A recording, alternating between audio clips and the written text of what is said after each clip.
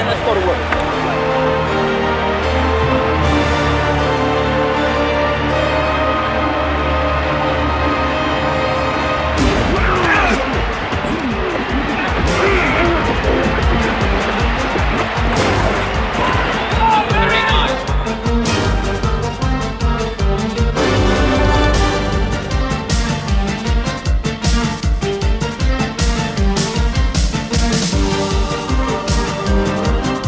Back to pass. O'Brien throws into the end zone. Touchdown!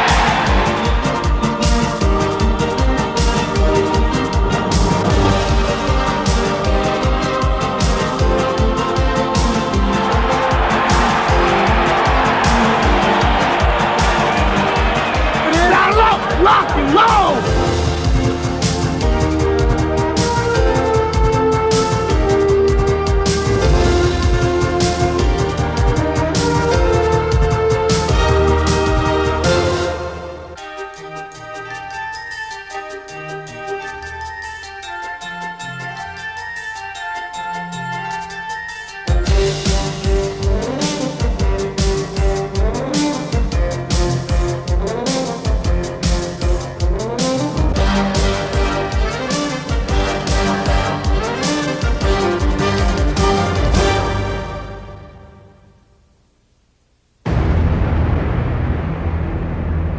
On opening day, 1988, the New York Jets were tossed about like a plywood raft in a typhoon.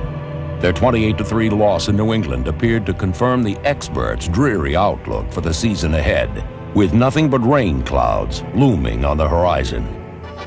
But football forecasters are sometimes as reliable as your local weatherman. The Jets kept their sunny disposition, and in Week 2 in Cleveland, they sprung the first of many surprises they had in store for the NFL.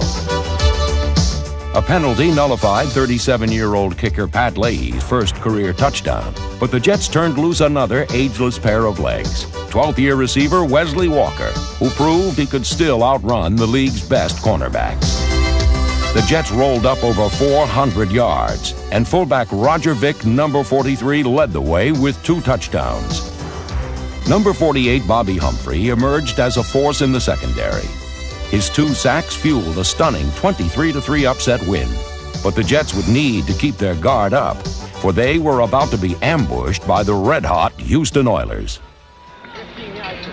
Hey, watch it, right there. The undefeated Oilers reveled in their image as the NFL's bad boys and looked to restore the honor of their division on behalf of the Browns. I tell you what, we've never done to Cleveland what you did. Holy cow. We can't do that to them. You did good, Coach. Yeah, well, all right, Jerry, you too.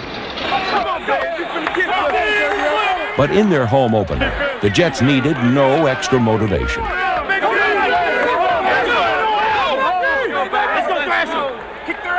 And it promised to be a bone-rattling affair. Ready?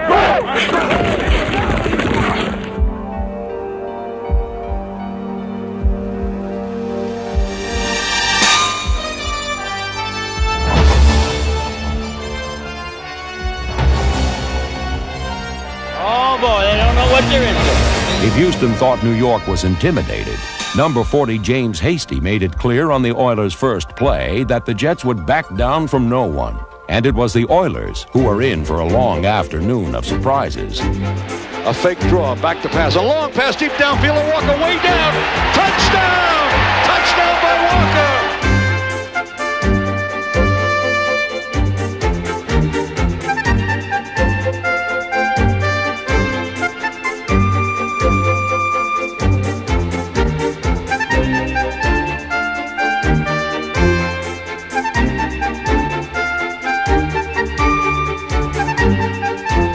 Wesley Walker's 3 touchdowns led a spectacular Jet offense that thrilled the sellout crowd and set up the defense to put the disbelieving Oilers away. Stand right here, baby.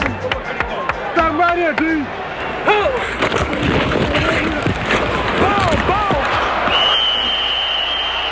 They don't play like that. They can't keep themselves in 4 quarters like we can. The Jets not only kept it up, they poured it on. Bobby Humphrey was named NFL Defensive Player of the Week, and John Booty helped the Jets defense to 4 takeaways and 5 sacks in their 45-3 win, the greatest margin of victory in Jets history. The message was clear. Anyone expecting these Jets to back down from a fight would be wise to reconsider. They're a physical football team. They play hard. I think that's part of their style. I think we just proved that we can play pretty physical, too. For whatever reasons, teams think that the New York Jets is a team that we're going to set back and take a lot of flack. But, see, that's the old New York Jets. We don't play that way. Newly acquired linebacker Robin Cole took it upon himself to inject some adrenaline into a unit whose lifeblood was number 93, Marty Lyons. One of the key things with Marty this year is he showed such great leadership. We had a young football team, and he kept our young people on an even keel. He played outstanding football himself, but he also had a very key role in bringing the young people along. Featuring young stars like number 55, Alex Gordon, the Jets swarmed sideline to sideline on every down they played.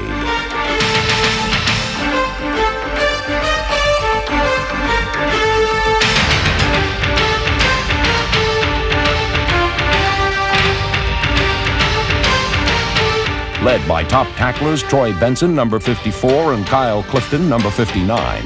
The Jets put together the finest 3-game defensive stretch in their history, allowing just 16 points against the Browns, Oilers, and Detroit Lions, and anyone else who got in their way.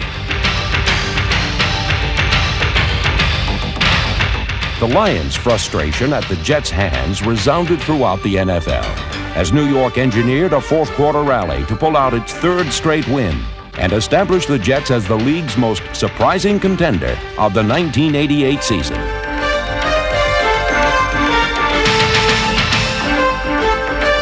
The game is tied at 10. O'Brien goes back, sets up, being rushed, starts to throw deep into the end zone. Touchdown! Wesley Walker! Losses to the AFC finalist Bengals and Bills resurrected preseason doubts, but Jet fans never lost faith. Well, we love the Jets. I don't care how many games they lose or how many games they win. We're going to be here. Because they're just a hell of a team.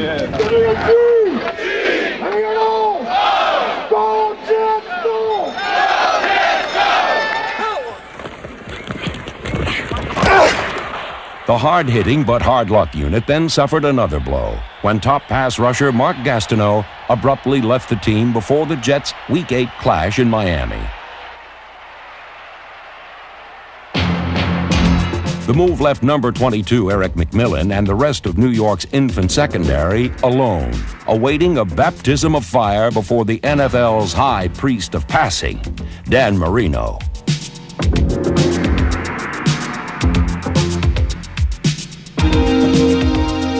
The Dolphins burned New York early, but the resilient Jets bounced right back. O'Brien takes the snap back, gives off to a pitch out, back. It goes on a flea flicker, a long pass deep downfield to Walker. Touchdown! Behind Ken O'Brien, Walker, and NFL pass-catching champion Al Toon, New York stormed ahead.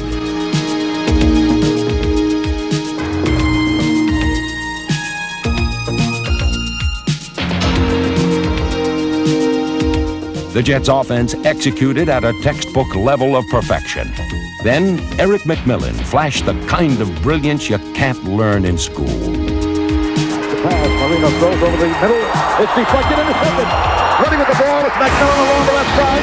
Breaks away from one man and another along the far sideline. All the way.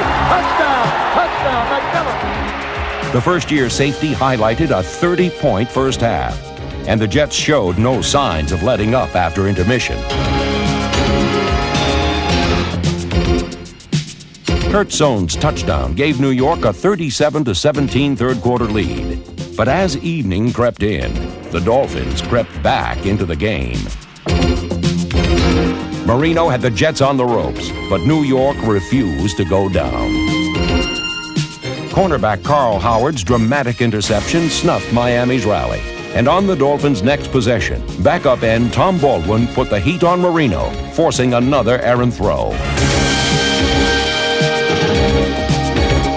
The interception by safety Rich Miano iced the win for the Jets as it set up New York's scoring machine, Johnny Hector, for one of his team-high 10 touchdowns. The 44-30 upset victory was cause for celebration, and head coach Joe Walton called the win his most satisfying in years. He watched it fittingly end on the Jets' 5th interception and Eric McMillan's 3rd of the game. What was billed as the Jets' funeral had turned into McMillan's coming-out party, and instead of dirges, they were singing the praises of the Jets' Pro Bowl-bound rookie. He has a tremendous knack of making the big play. He breaks on the ball well, and he's got that ability that once he catches the football on an interception, he can take it all the way, and I think he certainly proved that this year. McMillan notched 2 touchdowns and 8 thefts in all to become the first rookie to ever lead the AFC in interceptions. All told, the Jets secondary ran back 3 interceptions for scores, as number 38, Mike Zordich, and his mates equaled the highest total in team history. McMillan's fellow 3rd-round pick and instant starter was number 40, James Hasty, whose versatility complemented the big play instincts of nickelback John Booty, a 10th-round backup who took over the Jets' Week 9 confrontation with the Pittsburgh Steelers.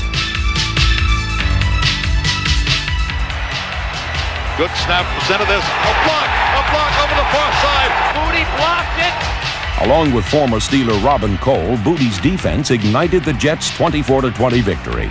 The understudy had stolen the show, and veteran leading men Freeman McNeil and Mickey Schuler brought down the curtain on Pittsburgh. And the handoff goes to McNeil again. He circles his own left hand.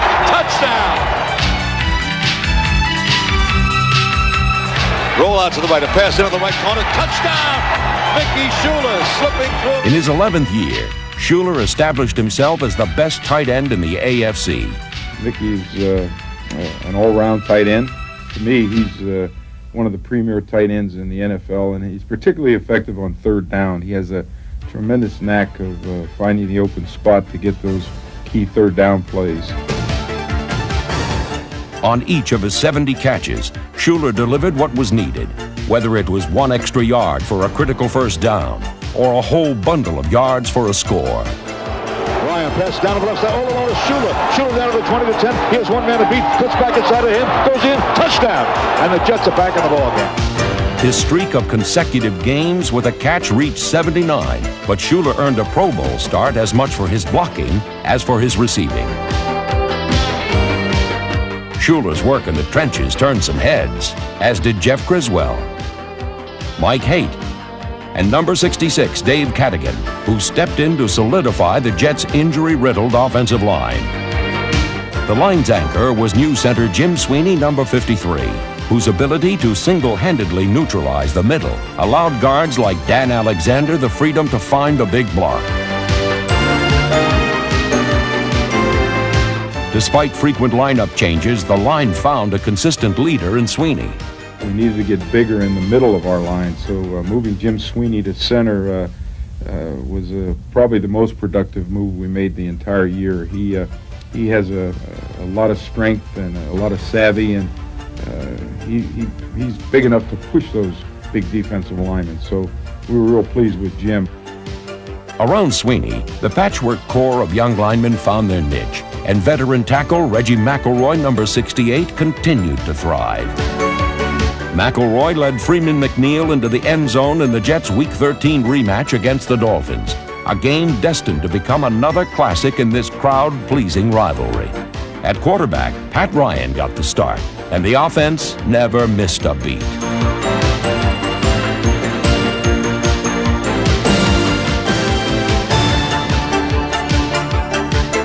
341 yards passing and 2 touchdowns added up to the best numbers of Ryan's 11-year career. Triple flanker to the left side, going straight back to pass. Ryan throws into the right corner. Touchdown for Walker. Al Toon also set a personal high with 14 catches as the Jets ran up a team record 597 total yards and an NFL record 39 first downs.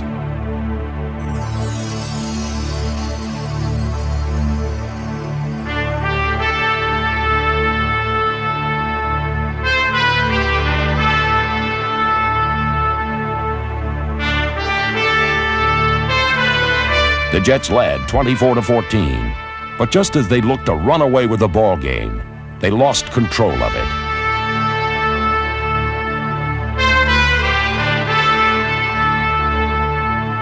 New York's bad luck snowballed as Miami scored 20 unanswered points and knocked a dizzy Pat Ryan out of the game.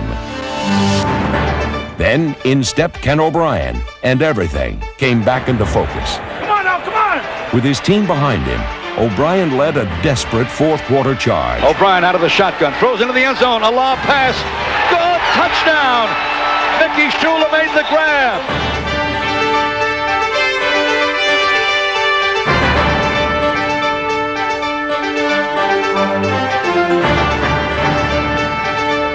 Wesley Walker's second touchdown capped the Jets' courageous 38-34 comeback win.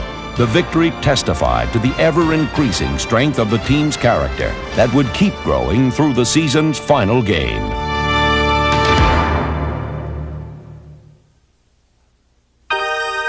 After 15 years as a Jet, Pat Leahy has only improved with age.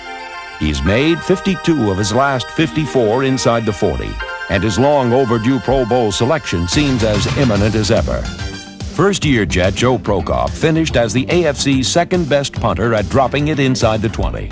And when he didn't, John Galvin, Nu'u Fa'aola, and leading special teams tackler Marion Barber provided first-rate coverage. Avoiding punt coverage was JoJo Townsell, who led the AFC by averaging 11.7 yards a return. Taken by Townsell at the 45, cuts through, open to his left, he may go all the way, he will go all the way, down the middle. JoJo Townsell has been threatening to break one all season, and he just did. Against the Colts in Week 15, Townsell sparked a team-wide explosion. Snap back to O'Brien, he throws over the middle, complete, Tune all the way, touchdown! 24 second-half points were accompanied by a defensive surge that recorded 3 interceptions and 5 sacks. Number 91, rookie Paul Fraze launched an assault on Eric Dickerson. And the Jets corralled the Colts All-Pro for a season-low 42 yards rushing.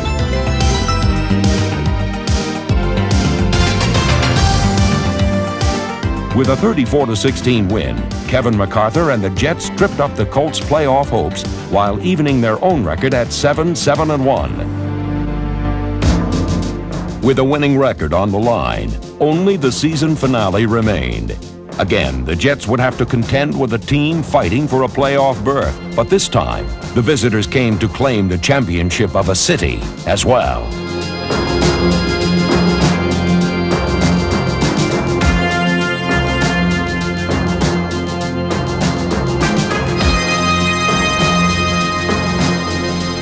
The Giants conjured up Super Bowl memories, but the Jets displayed the superior defense.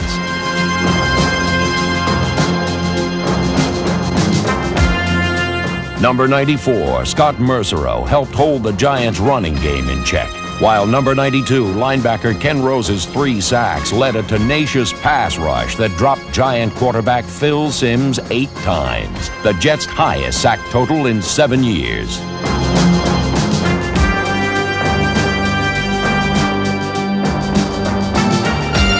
The torch was then passed to the Jets' offense, which built a 13-7 halftime lead.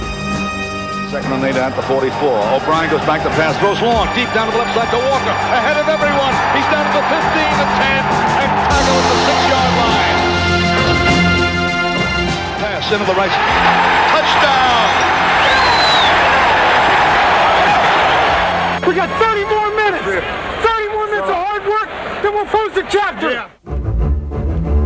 In the second half, the Jets received an early lift from the special teams. Standing on his own 32. Phil McConkey back on his own 11. A not too deep kick, a quivering spiral coming down to the 16-yard line. McConkey fumbles the ball. It's loose, rolling free. It's recovered by the... Still loose. It's gone for a touchdown. It's a touchdown. A technicality in the rules gave the Jets the ball at the Giants' 6-yard line, from which point actually scoring the touchdown was a mere technicality itself. Split right. 36 power. The Handoff goes to McNeil, cuts off right tackle, goes, touchdown! Touchdown off right. The Jets' lead appeared secure, but a playoff-hungry Giant offense would not be denied. Now he's under the center, takes the snap back, looks left and right, touchdown! Touchdown! Lionel Manuel! 2 late Giant touchdowns left the Jets gasping for air. And with nothing to play for but their pride, the Jets clung to their final breath.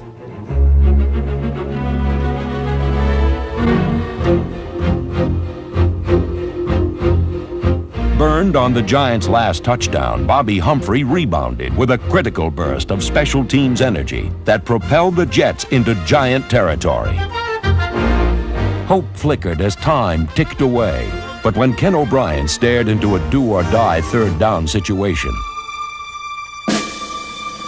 he found Mickey Schuler for the biggest first down of the year. Schuler carried the Jets safely into field goal range, but on the season's final drive, the Jets weren't about to play it safe. Go! Taking it home! O'Brien looking right and left. A pass into the left corner. Touchdown! Touchdown! Touchdown! Al Toon has a touchdown! In the 60th minute of the 16th game, the Jets showed they still had the strength to win. Their 27-21 upset victory over the Giants crowned a season in which the Jets conquered long odds with resiliency and optimism. It was an exercise in valor and an affirmation of Jets pride.